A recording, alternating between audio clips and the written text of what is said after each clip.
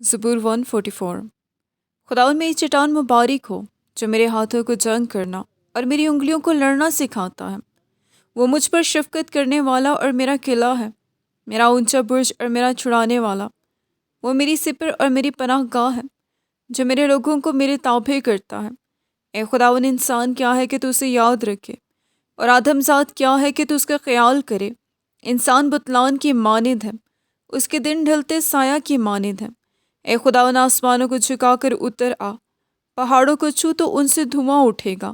بجلی گھرا کر ان کو پرگندہ کر دے، اپنے تیر چلا کر ان کو شکست دے۔ اوپر سے ہاتھ بڑھا، مجھے رہائی دے، اور بڑے سیلاب یعنی پردیسیوں کے ہاتھ سے چھڑا، جن کے منہ سے بطالت نکلتی رہتی ہے اور جن کا داہنا ہاتھ جھوٹ کا داہنا ہاتھ ہے۔ اے خدا، میں تیرے لیے نیا گیت گاؤں گا، دستار والی بربت پر میں تیری مدح سرائی کروں گا۔ وہی بادشاہوں کو نجات بخشتا ہے اور اپنے بندہ داؤد کو مہلک تلوار سے بچاتا ہے۔